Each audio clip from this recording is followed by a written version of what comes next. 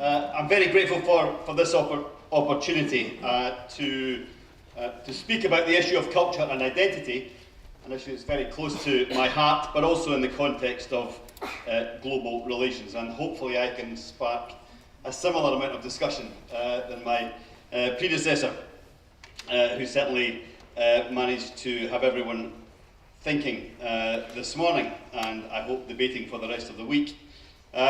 I come from Scotland, and I am fiercely proud to be Scottish. I am not a nationalist. I am very wary of nationalists in many respects, and nationalism. But I am certainly patriotic. And while I am partly British, and I am certainly partly European, and I hope that I exhibit some of the good characteristics I would expect in a global citizen, first and foremost, I am Scottish, and I treasure that identity and associate with my culture very, very closely. Indeed, very proud of our history, perhaps in two important respects. First of all, we were the only country in those parts of Europe, Greater Europe, that the Romans attempted to invade, where they were not successful. In fact, they had to build a wall to keep us in.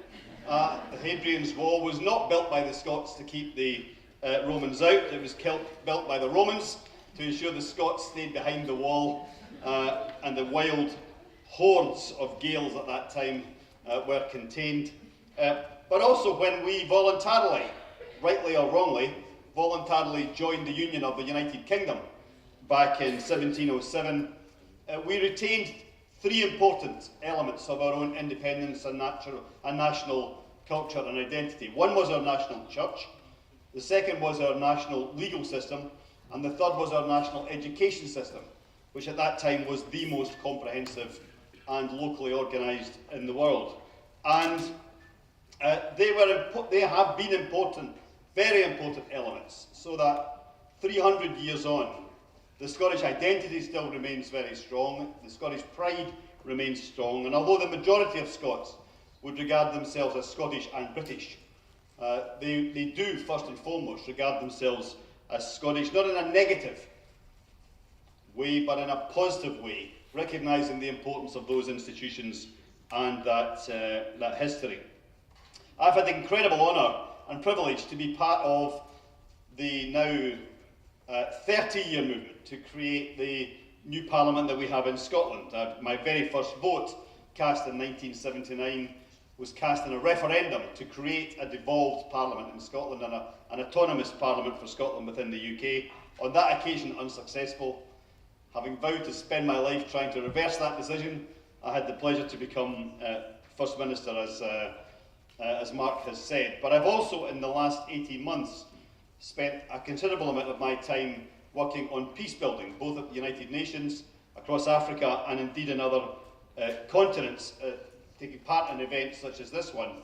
And I have some very strong views about the nature of cultural diplomacy, partly because I spoke here in November and I've been thinking about it ever since, about the nature of international institutions. And I want to really make the case this afternoon now, for us to think not just in terms of thinking globally and acting locally, a phrase that was used earlier this morning, but also thinking locally and acting globally, which I regard as equally as important. And I say that for a number of reasons. The creation of the United Nations had many purposes, and one of those purposes was obviously to try and eliminate the scourge of war for future generations.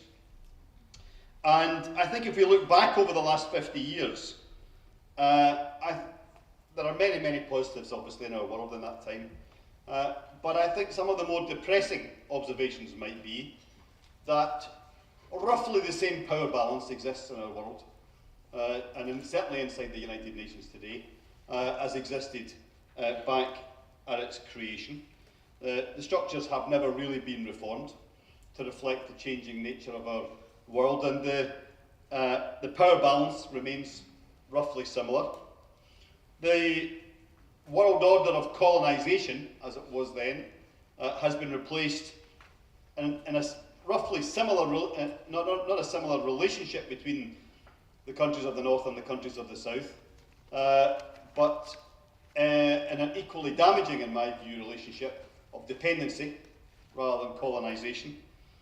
And while the UN, and to some extent the EU, of course, here in Europe, have resulted in prosperity and security for the developed world over that time, as a result of many different factors, the UN and the international institutions and the international community has totally failed to provide security and reduce conflict in the developing world over that time. In many cases, those who live in the developing world have lived with the other side of the coin, while the rest of us have been enjoying that prosperity and security. The majority of people in the developing world have faced instability, insecurity, conflict, and poverty. And I think resolving conflict, resolving the issues behind conflict, ensuring that we have sustainable peace and we have successful post-conflict reconstruction in those countries that have suffered from conflict in that time, is the most important, the greatest development challenge of our time, and one that we can address partly by thinking locally and partly by acting globally. And I think this requires a fundamental shift in our thinking. And I'm glad we're going to have a question and answer session, because I worry sometimes that we pick up the nuances of what we say, the themes, and we interpret them in different ways. The use of language, even in a conference that uses the English language throughout, can be a challenge. I was a school teacher before I was First Minister, and I used to enjoy visiting schools when I was First Minister, particularly opening new school buildings, always a favourite of politicians.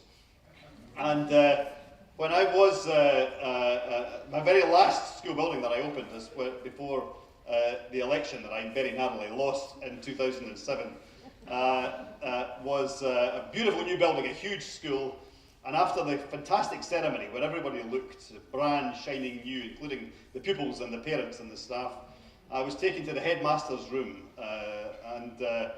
for a radio interview, and there was one young boy sitting outside the door of the headmaster's room. And I don't know what happens in your countries, but in our country, if you're sitting outside the headmaster's room, you've been in some sort of trouble that morning, and you're waiting for your punishment. So I instinctively stopped as a former teacher, and if I'm being honest, was the adrenaline was flowing after the morning session, and I stopped and in a moment of madness said to this young boy, "What are you doing there?" And he didn't look up, he kept his head down, and he muttered something to himself. And so I thought I'll pursue the point, and I said, "Have you been in trouble this morning?" And he looked up at me and he said, "Yes, I'm sorry, I've been in trouble this morning." And I thought, well, I'm not a school teacher, so I can't give him this punishment. So what can I do? And I thought I'll say something threatening and might worry him in the future. So I said, "Do you realise that I am in charge of all the prisons in Scotland?" And he looked up at me with a smile on his face and a mark of recognition and said, "You will know my big brother well then." If that doesn't translate, he was anticipating, because his big brother was in the prisons and had been in a few, that I would know him well. So the use of language between he and I had become distorted. So if anything I say is not clear, please use the question in the discussion session to check it. But I want to make the case for a fundamental shift in our thinking. Almost everything that I have read about cultural diplomacy since I attended the conference back in November has talked about the importance of cultural diplomacy and soft power for the developed world. We have welcomed the fact that President Obama and Secretary of State Clinton talk more about soft power than hard power, more than any of their predecessors have ever done before. A great change at the start of the 21st century. We talk about the importance today of cultural relations, of building links, of other countries understanding us better. And I want to make the case this morning for looking at that the other way around. I think we're not going to change global relations, and we're not going to succeed in building a new, more successful world order and a more secure and peaceful world unless we understand and respect the cultures of others more successfully and more thoroughly.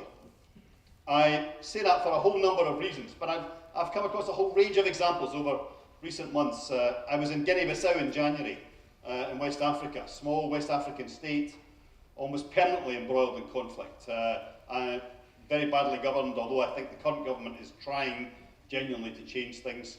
And those Europeans and UN representatives from a range of countries, including developing countries who were there, were complaining about the fact that a peace agreement signed 18 months ago hadn't quite fully been implemented yet. And I had to point out to them that the first peace agreement in Northern Ireland, in the UK, and one of the world's oldest democracies, was first signed 12 years ago. We had the first ceasefire 25 years ago, and yet just that week there was a bombing at a police station in Northern Ireland, and a small number of people still trying to upset the equilibrium in the new democracy that was being formed there. Our expectations of other countries, particularly countries in the developed world, of other cultures, of other identities in the developed world, I think, are skewed, are wrong, and are, on occasion, far too regularly on occasion, patronising and lacking in a depth of understanding. I think cultural diplomacy, if it's to mean anything, has to be a two-way process. It has to be about us understanding the rate of change, the speed of change, the potential for change, the reasons behind forms of governance, the reasons behind actions and relationships in other places. We, the Europeans, created a completely artificial, interesting to hear, I suppose, from the other angle, the description of the creation of an artificial European state by the previous speaker. We, the European nations, created dozens and dozens of artificial states in Africa when we divided up Africa between the European colonising countries back just over 100 years ago. It is not surprising that 100 years on and 40 years on from independence for those countries, that the cultures, the identities and the borders are being challenged and find it difficult at times to govern successfully in the modern world. And we need to understand those challenges, that history, and the impact that it has had. And I think we also need to understand the positives. It is increasingly the case, and I think one of the questions this morning made the point about the oil production in Latin America resulting in perhaps a greater regional cohesion, regional leadership. I think it was you. And that was a new development, and actually perhaps a welcome development from a potentially worrying situation. And I have to say that I think there is now an increasing tendency, both in Latin America, also in Africa, and in the different regions of Asia, for regional leadership to develop. And one of the things I want to say today is that I think that is perhaps where the future should lead us in terms of international organisation, that global institutions, global organisations need to be regionally organised if they're to be more successful, rather than organised at the centre in New York or anywhere else. I think you live, most of you here are much younger than me, live in extremely exciting times to be involved in international relations. I think that the commitment of the US administration and increasingly others to soft power has huge potential to change the way that international relations and global relations function in practice. I think the continuing conflict in Afghanistan is forcing countries that would not normally talk to each other, would not normally work together, to look at how they can avoid a situation occurring there that develops and continues for decades, which it has the potential to do. And the relationships building between the neighbours of Afghanistan and those countries elsewhere who, rightly or wrongly, perceive to have an interest in the international terrorism that was believed to have come, if I can put that as neutrally as possible, from that part of the world. I think those relationships, again, have great potential. The economic crisis has forced that part of the world order to start changing already. The fact that Brazil and Indonesia and others are sitting at the top table as part of the G20 discussions is a remarkable change that seemed impossible just 3 years ago, but and a pipe dream in the heads of a few politicians and other visionaries, and today has actually started to happen and will become a permanent feature and will ultimately change the United Nations as well. And the growth of the internet, while I do have some worries about the global community, and I want to refer to them, that in 15 years the internet has completely changed those global relationships too. And I think allows us for the first time, certainly the first time in my lifetime, to genuinely believe that the knowledge gap, which leads in many ways to the education gap, which itself leads in many ways to the income gap and the prosperity gap across our world from between north and south, that knowledge gap can be closed much more easily than if we had to rely on the old ways of learning and passing on knowledge that existed before. I heard I think yesterday that there are 500 million people currently registered with Facebook. Now that is inconceivable. 5 years ago, never mind 15 years ago. And that kind of international connection can only make our world a better place in terms of understanding and celebrating diversity rather than fear and uncertainty. But within that, there are other changes happening too. And it was interesting to hear, again, what the previous speaker was saying about the European Union. I think one of the most significant international events of the last 12 months was the fact that the inadequate deal that was reached at the end of the Copenhagen talks in December, was reached without the European Union being in the room.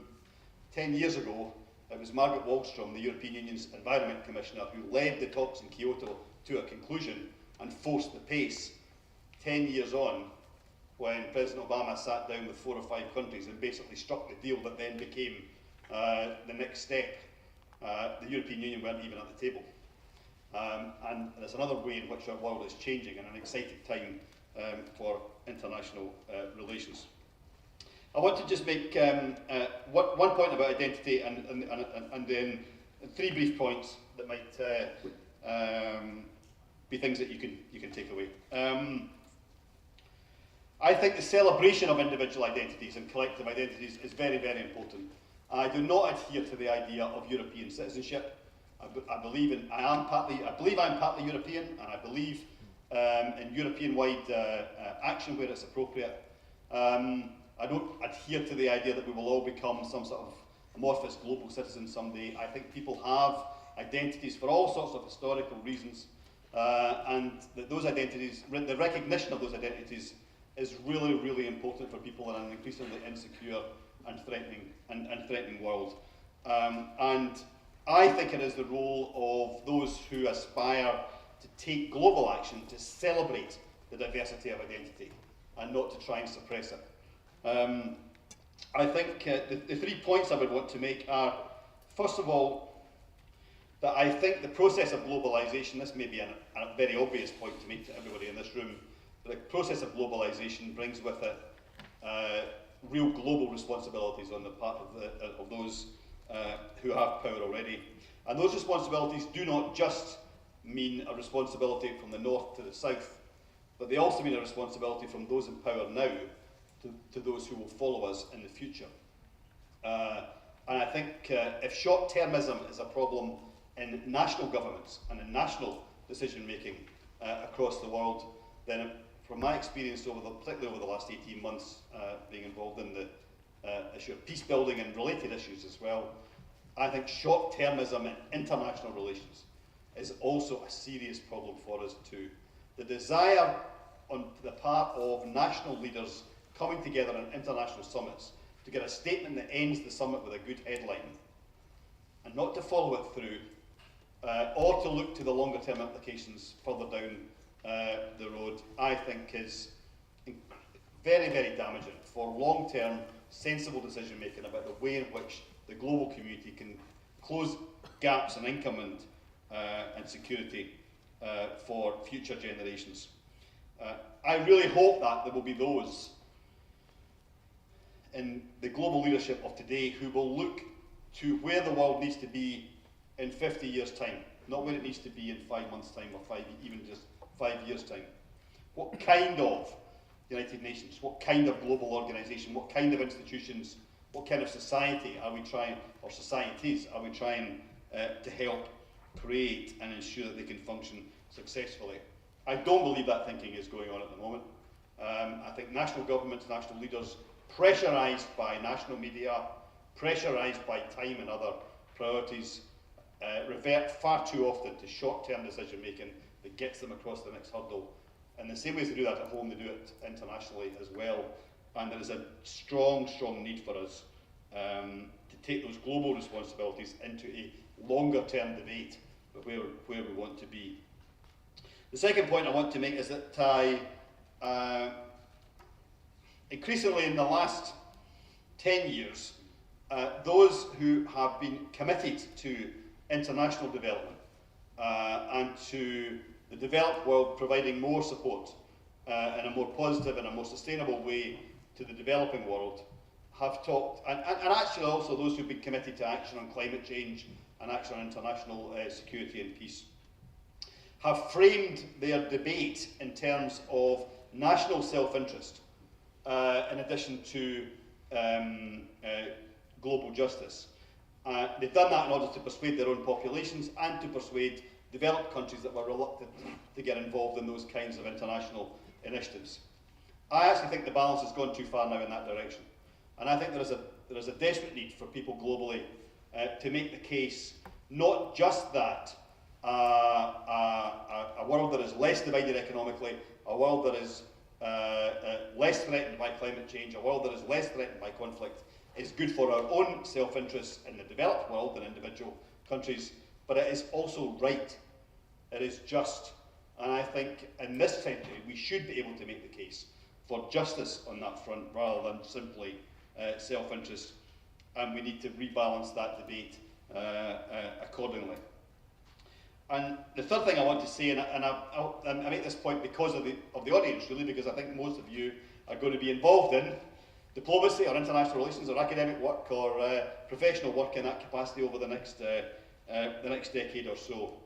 I find the growth of regional organisation both exciting and also really, really encouraging in terms of its practical potential. Someone said at an event I spoke at earlier on this year that if you have a fire in your house, before the fire engine arrives, you turn to your neighbours to give you some assistance.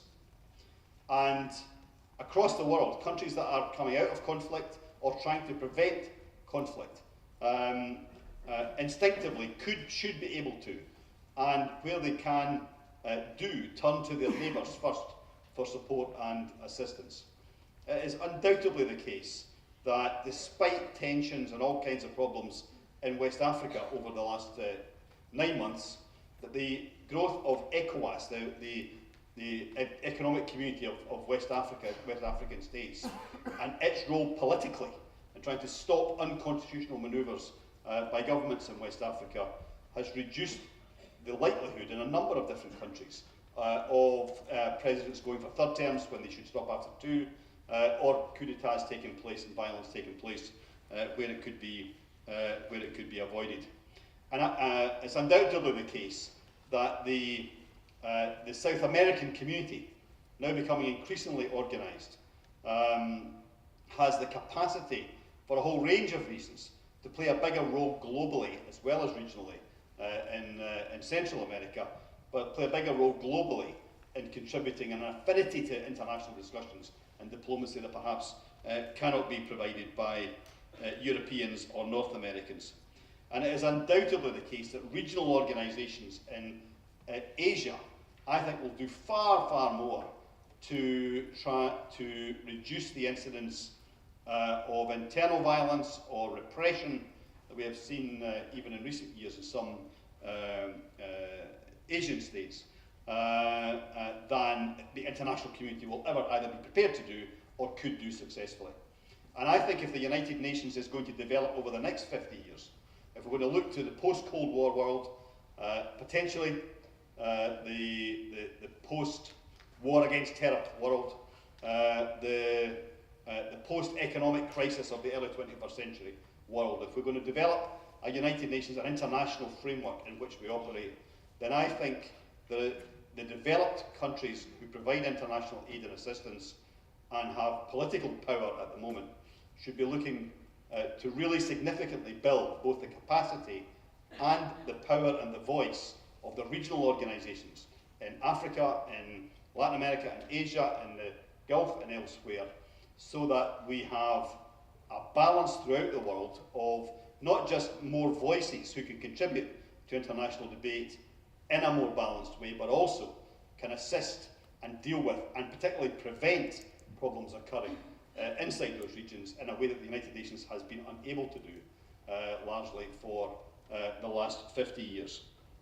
So I'll leave it on that point. That's, I hope, a point in which perhaps even future conferences of the ICD can focus, and hopefully a practical point as well as a theoretical point about the nature of international organisations, but one that would allow the recognition of cultures and identities, rather than the suppression of cultures and identities in global relations, in a way that I think would be very positive for the future. Thank you.